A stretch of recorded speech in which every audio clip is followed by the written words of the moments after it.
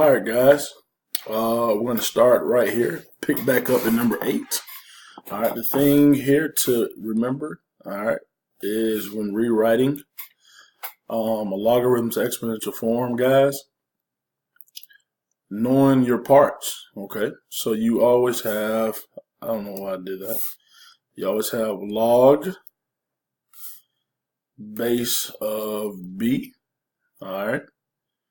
So in this case, 6 is b of your argument equals your exponent. All right, equals your exponent. All right, when you write this in exponential form, your base is still b. Your exponent goes to the top, and your argument is not your answer, okay? So guys, make sure you learn how to do this on your own. All right, practice. Practice makes perfect. So let's dig right in. Starting with this one here, we got the base is 6, the exponent is 2, the argument is 36. And when you think about this, guys, 6 squared or 6 times 6 is 36, all right? That holds true. Your base here is 289. All right, raised to the 1/2, all right, equals 17. Just a quick tidbit from last semester. Guys, this is the same thing as the square root of 289. The square root of 289 is 17. Remember, that becomes your radical, all right? That's your exponent, but the square root, all right? Square root of 289 is 17. This problem here, we have the base is 14. Raised to the -2 equals 1 over 196. All right. Again, quick review from last semester, though. All right, this has nothing to do with rewriting this in exponential form. But if you were to write this out, it would become 1 over 14 squared. All right. And that is how you got 196 at the bottom. 14 squared is 196. All right, that's if you remember from last semester, which you should, because you have an SPG coming up. And lastly here, we have the base is 3 raised to the power of 4 equals 81. And that is true, guys, because 3 times 3 is 9. All right, and 3 4 times is 81. All right, so 3 times 3 times 3 times 3, 81. All right. Number 9, let's look at this problem here. In this case, here's b, all right? Remember, a times b to the power of x, all right? In this case, b is 1/5, which is less than 1. All right, that's less than 1 but greater than 0, so we have a decay. All right, now we have the intercept. Check this out, guys. The intercept is not hard to find. We know that there's a y-intercept. With your y-intercept, guys, your x is always 0. All right. So think about it. If I plugged in 0 right here, where x is, right? Because we said that that's x. So I go 0, 1/5 to the 0. Any number raised to the 0 power is 1. So 1/5 to the 0 is 1. And 1 times 5 is 5. So y would equal 5. All right, y would equals 5. There, 0, 5 is our y-intercept. All right. Anyway, let's go ahead and plug this in our calculator, guys, so you can see it. All right. So if we take a look at our calculator, guys, all right, you're gonna have y equals 5 times 1/5 to the power of x. All right. When you hit graph. All right, you guys see right here, this is where it crosses the y-axis. This is your y-intercept. All right, that's your y-intercept. Another way to confirm that is if you went second graph into your table. See how x is 0, y is 5? That's your y-intercept. All right, as you get higher and higher than that, guys, all these numbers are so close to 0. And it just continues infinitely. Let me show you another graph. See how this is the same thing? All right. When I graph the function here, there's your y-intercept. All right, at 5. All right, this is in half, so 4, 4.5, 5, 5.5, 6. All right, that's our y-intercept. All right, and then see how this continues on and on. It never crosses that line, guys. Like, I can continue this infinitely, and it'll never, ever, ever cross that line. Y'all see how that y value doesn't change? All right, it never changes because the graph itself, all right, as it goes on and on, it continues. Now, what we call that, guys, is an asymptote. All right, we have an asymptote. Excuse me, we're on this. We have an asymptote. So our asymptote, guys, this axis right here, this is our x-axis. But how we define that is, all right, you didn't move up 1, you didn't go down 1, so this is 0, 0. So y in this case is 0, 0. All right, y equals 0. All right, so this is the one. So our asymptote, guys, y equal 0. Okay, there we go. Now, I'm gonna do my best to sketch this thing on this, man. All right, you just noticed that it's popped up. I had to pause it and try this like 50 times to get this good. All right, this is trash, but here's the graph. All right, you guys saw the model. So on your test, man, make sure y'all graph this. All right, don't forget about the graph. This is decay. All right, the graph decays from left to right. It's going down. In behavior, guys, all right, as x goes to negative infinity or as x goes to the left, all right, the graph approaches positive infinity. Oop.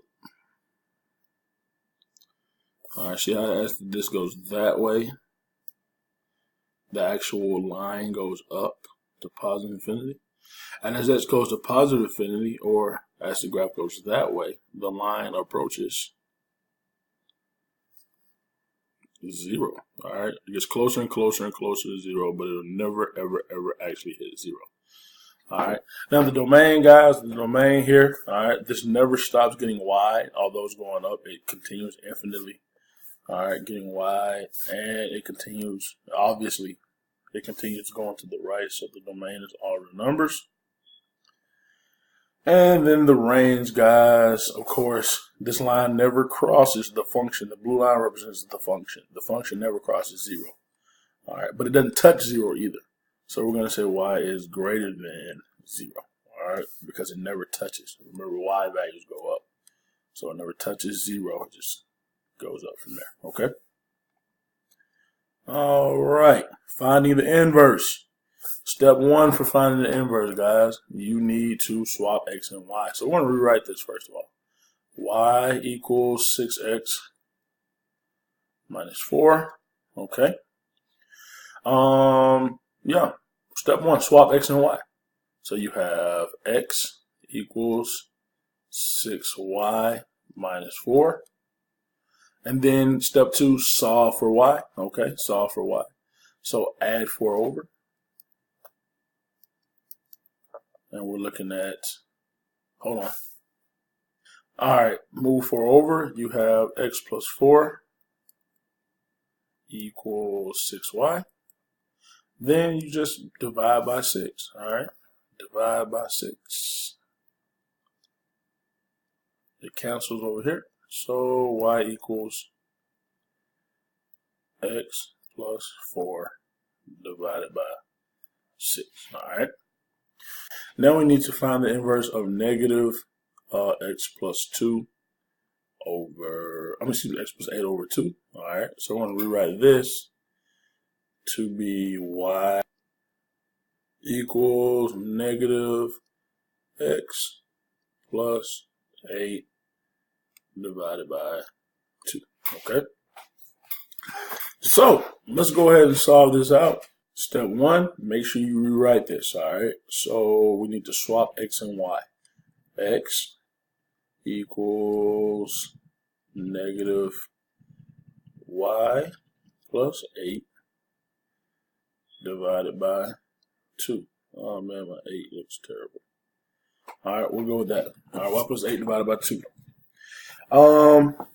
Let's see. Step 1, swap x and y. Let's solve it. Step 2, solve for y. So, solving for y, we need to, I think, personally, you should multiply by -2 on both sides. All right? And I say -2 because multiply by -2 will get rid of this 2 here.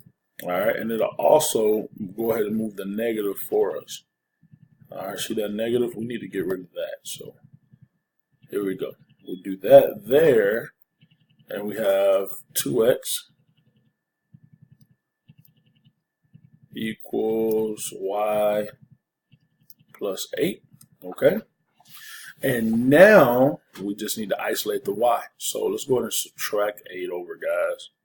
Minus 8.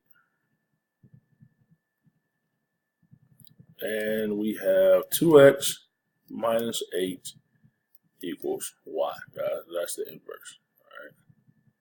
Oh, and I wrote this right here because that's the little indicator of inverse, guys. It's just notation. All right, now we're going to change gears. We need to rewrite these equations in logarithmic form. So these are clearly in exponential form because they have exponents. All right, so the rule here, guys, you have a base, all right, raised to an exponent equals, all right, an answer, all right. And when you rewrite this, you get log of your base, it remains your base,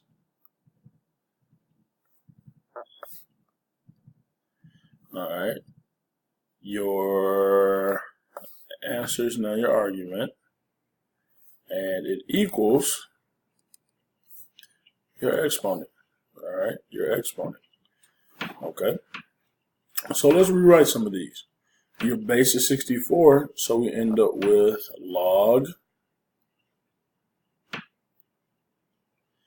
of 64.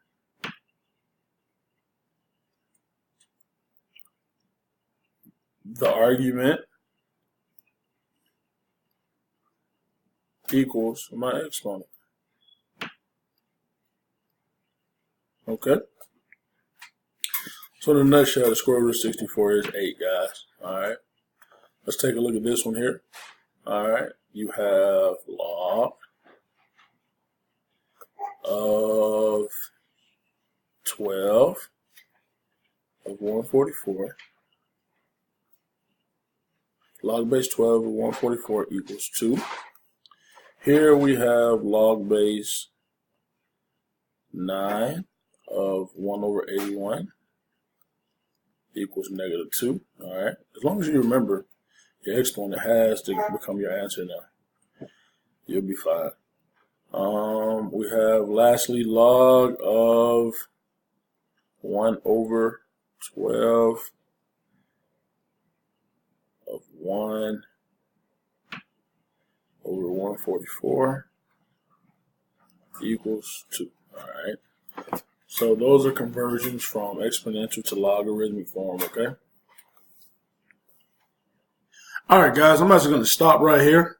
And again, when I get to that 13, 14-minute threshold, I want to stop and start a new video. So there will be a part 3 to this, guys. All right. So check out part 3.